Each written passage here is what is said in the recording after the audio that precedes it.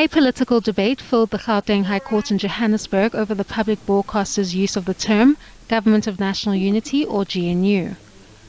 The Umkhonto we Sizwe Party and former President Jacob Zuma argue that the public broadcaster has a duty not to parrot or mimic the sentiments of the government of the day and relay it to the public as a quote-unquote gospel truth, just because they refer to themselves as the Government of National Unity, or GNU, adding that this conduct is no different to that of the SABC of old.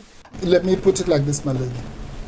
The SABC of old, which is what we are juxtaposing this against, called the organization you just spoke about, called Nelson Mandela a terrorist. Yes. Okay? The only reason they called Nelson Mandela a terrorist was because the government of the day called him a terrorist. Right?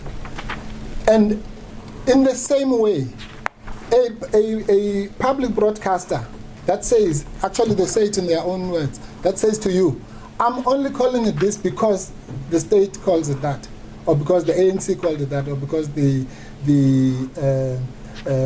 president called it that, is behaving exactly in the same way as the government that called Nelson Mandela a terrorist, because Result of South Africa's changed political landscape, which has no political party that can claim an outright majority, prompting the question, is the SABC not reflecting the political events of the day without taking a side?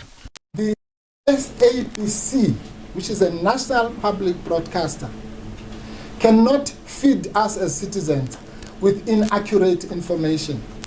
But so, is it inaccurate to say this is what they call themselves? They call themselves the GNU, and we're calling them the GNU because that's what they call themselves.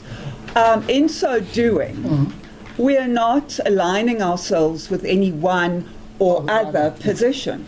The SABC, which vehemently opposed the application, charged that this bid by the MK makes for attractive political debate but has nothing to do with the Constitution. The public broadcaster argued that the application does not get out of the starting blocks, as the constitutional rights the applicant contends are being infringed on are not properly engaged before the court. Nor does the applicant engage the relevant legislation that is implicated by this issue, such as the SABC Charter, the Editorial Code, or the Broadcasting Act, but rather bypasses it to turn to the Apex law. The SABC further argued that the term is a politically contested term and it is not for the court to enter this arena, adding that the public broadcaster is acting well within its mandate and duties in its reporting. The duty of a broadcaster in the exercise of its freedom of speech and the right expressed in Section 16, it is to impart knowledge, to inform the issue of public opinion, not to blacklist any view that does not accord with the view that the SABC holds and or is sponsoring, but to put all facts at the disposal of the viewer so that viewers can form an opinion. Judgment was reserved. Kani Mapanga, SABC News, Johannesburg.